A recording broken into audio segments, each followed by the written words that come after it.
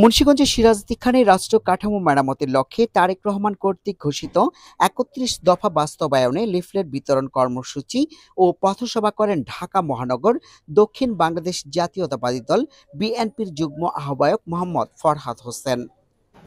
Leaflet বিতরণের পাশাপাশি তাদের যে নেতা মুন্সিগঞ্জ ১ আসনের প্রার্থী তারেক রহমানের সালাম নেবেন, ধানের শীষে ভোট দিবেন। এই লিফলেট শুক্রবার সকাল ১১টায় তিনি সিরাজউদ্দিন খান বাজারে লিফলেট বিতরণ ও পথসভা শুরু করে দুপুর ২টায় কেআইন ইউনিয়নের বড় শিকারপুর জামে মসজিদে জুম্মার নামাজ আদায় করে মুসল্লিদের সাথে কুশল বিনিময় করেন। সেখানে উপস্থিত মুসল্লিদের মাঝে রাষ্ট্র কাঠামো মেরামতের লক্ষ্যে তারেক রহমান কর্তৃক ঘোষিত ৩১ দফা বাস্তবায়নে লিফলেট বিতরণ এবং সাবেক ৩বারের প্রধানমন্ত্রী বেগম খালেদা জিয়ার রোগমুক্তি কামনায় দোয়া কামনা করেন। সকাল থেকে তিনি সিরাজউদ্দিন খান উপজেলার বিভিন্ন স্থানে ঘুরে ঘুরে জনসাধারণের কাছে রাষ্ট্র কাঠামো মেরামতের ৩১ দফার গুরুত্ব এবং তা বাস্তবায়নের নানা দিক তুলে ধরে আগামীতে গণতান্ত্রিক বাংলাদেশ বিনির্মাণে বিএনপিকে ধানের শীষ প্রতীকে ভোট দেওয়ার আহ্বান জানান।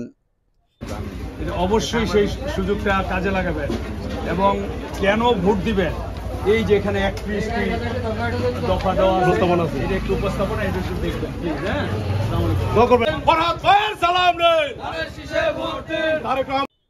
পরে শ্রীনগর উপজেলার বারুইখালী বাজারে লিফলেট বিতরণ করেন।